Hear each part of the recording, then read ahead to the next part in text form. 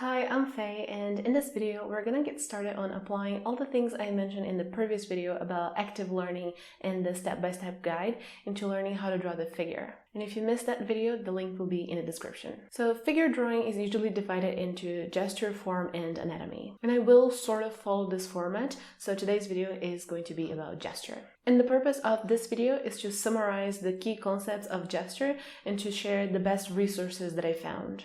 I'll also talk a little bit about how you can practice using all of the resources and this active learning concept. But the next video, which is already out, is going to be a full exercise demonstration where I go really in depth on the exercises and how you can practice. I'll also have a form where you can submit the exercises that you've done, and I'll give some feedback. The link for all of these will also be in the description. So let's start with gesture, what it is and why it's important to learn it. Gesture has many names. It can be the flow, movement, or rhythm that one object or a group of objects are showing. Even if it's still life or landscapes, it can still have a gesture to it. But the important thing to remember is that gesture is not about the contour. There are a few reasons why it's important to start figure drawing with gesture. The first one is because it is the bigger picture. If you start by rendering with the details, it's very easy to get lost in them and forget that the overall body needs to make sense too. Otherwise, your final drawings can look disproportionate or like the different body parts aren't connected. The second reason is precisely this idea of flow, rhythm, and movement. Being able to show that in your drawings is an amazing skill that can elevate any piece. It can make your drawings look so lively, sometimes even more than the reference. Take a look at these drawings from Michael Hampton. It's just a few sketches, but they still look so alive and full of movement. And just before we get started on the key concepts, I want you to remember that intention is very important. Make sure to set a time frame for how long you're going to study gesture. If you're drawing from 30 minutes to an hour every day, I would say that a good time frame for gesture alone is 2 weeks to a month. That might not be enough for you to understand everything, but remember, it's all a cycle because form and anatomy will help with your gesture. So make sure to go through gesture, form, and etc. over and over again multiple times, increasing the difficulty or complexity.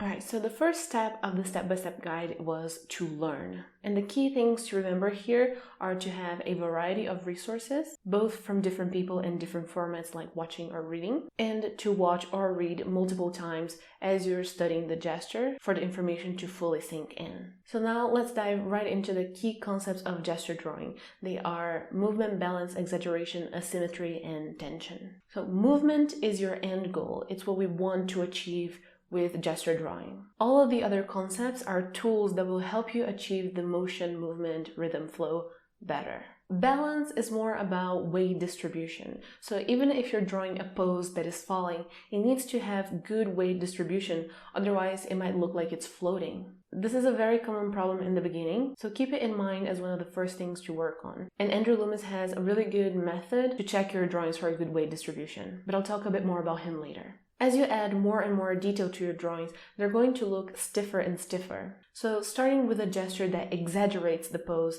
can combat that. And also, exaggerating the pose makes it look more pronounced and dynamic, and thus showing more movement. Lines or curves that are symmetric are boring, and they can make your drawings look heavy and lose all the sense of movement. But if your curves are asymmetrical, they make it easier for your eyes to run through the drawing, thus keeping that sense of flow and rhythm.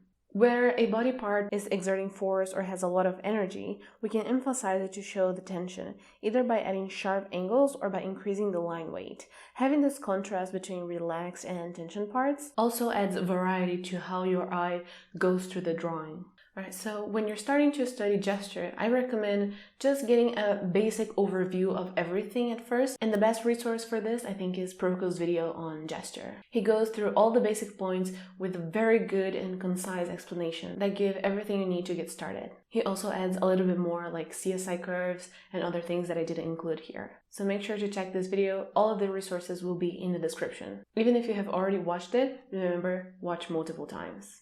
And for a great demonstration of these basic concepts, I think Carolyn's video is amazing. It's just 4 minutes long, but it's filled with so much value. So these two videos are like your introduction to gesture, your overview of the topic. And now we're gonna start diving deeper.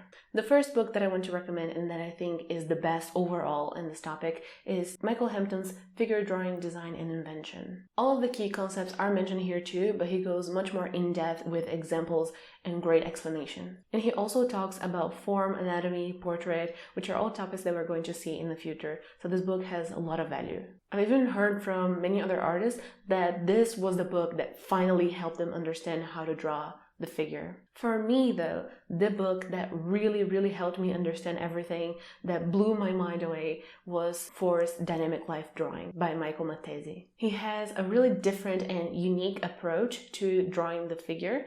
Although it's nothing new, it plays a lot with the notion of tension and asymmetry. Using it as the main tool to draw was a very new notion for me, at least. If you want to buy just one book, I would recommend going with Michael Hampton's. And then for the force method, you can check Michael Mattesi's YouTube channel, where he explains all of the concepts on his different books. He also did a few videos for Proko's channel where he gives a demonstration and explaining all the concepts in this book. So I really recommend checking that out. For this last book, it's a little bit complicated. Andrew Loomis' Figure Drawing for All It's Worth did help me quite a lot in the beginning, but I think a few people might find it too technical, and I don't think Loomis is a particularly good teacher, at least not in a book format. But despite these problems, as I said, it was very helpful for me once I figure out how to use it. This is very helpful for proportions and for balance or weight distribution, because it gives a skeleton structure for how you can draw the figure, and then you can compare the different sizes of the body parts to see if it's in proportion or not. This made it a lot easier for me to draw gestures. You can see that when I was using the Loomis method, I could do it pretty well, but if I tried doing it on my own, I had no idea what I was doing. But if you don't want to buy the book, you can check the demonstration where I will show how you can draw in this method. And there are, of course, a lot more resources than you can look for. These are just the ones that I use and that resonated better with me. But you may find others that work for you. For example, you can check Love Life Drawing in their playlist on figure drawing for beginners. I didn't use it because I only found about it later, but it has a really great production and a lot of information. I really love this channel. So I also recommend checking it out and seeing if it works for you. Alright, so now you can get started into practicing and doing some exercises. So to achieve this, it's important to break things down into steps that build on each other. So each concept should be one thing that you focus on at a time, and I'm going to show you which resources are best for which steps. So in step 1, we're going to start focusing just on movement and then do some exaggeration later as well. I recommend using a very simple style for this one, similar to what Carolyn demonstrates in her video. We just want to find the main rhythm or action line of the pose, and then just add the very basic things that we need to show the pose across. So draw with as little detail as possible. And then as you get a hand of finding the movement, you can start doing some exaggeration, drawing the same pose multiple times, but exaggerating it more and more each time. In step 2, you can work on your proportion and balance by using the Loomis method. I recommend copying his proportion guide and then doing some of the drawings on your own using this skeleton. And then you can compare the measurements of the different parts of the body to see if your drawing is proportional. And then you can check for weight distribution by finding a central weight line and checking if the weight is well distributed on both sides. And for step 3, you can focus on tension and asymmetry by using the force method. Force and tension go hand in hand, so I recommend starting with tension first. Try to identify the parts of the body that have the most energy or force to it. And then you can focus on asymmetry by creating lines that go from one side of the body to another. So this is all a very short explanation, because if I went into detail, this video would be extremely long. That's why I have the exercise demonstration video where I can go really in depth and explain everything carefully. So make sure to check it out. And also remember to treat these steps as something cyclical rather than linear. 30 minutes is more than enough at a time, so just make sure you cycle through them multiple times. And remember also to apply the copy, iteration, and imagination steps that I mentioned in the guide, and to analyze your drawings as well. I will also be showing and including this in the exercise demonstration. In the analyze step of studying smart, I mentioned how important it is to be able to identify your own mistakes and learn from them. So I wanted to talk a bit about the more common problems you might encounter and what you can do to fix them. A very common problem that I see is people either trying to avoid contour altogether or they're overdoing it. As you advance through these steps, you are going to add more and more detail that is going to look more similar to the contour. That's okay. Just remember that that is not our primary goal. Sometimes the gesture for the leg might look very similar for the contour of the leg. As long as the idea of movement or flow is there, then that's okay. Just be careful not to get caught up on the little bumps that don't matter. Movement and tightness don't go together. If you're trying to be very exact and precise with your lines, you're not going to be able to achieve movement. Your drawings will probably just look weird and stiff. I think Michael Matese is a very good example on how to draw very broad and big strokes that can carry out that sense of movement. Don't worry about finding perfect curves at first. Your drawings will look messy, but slowly you'll be able to make them clear. Pay special attention to how you're drawing the arms and legs.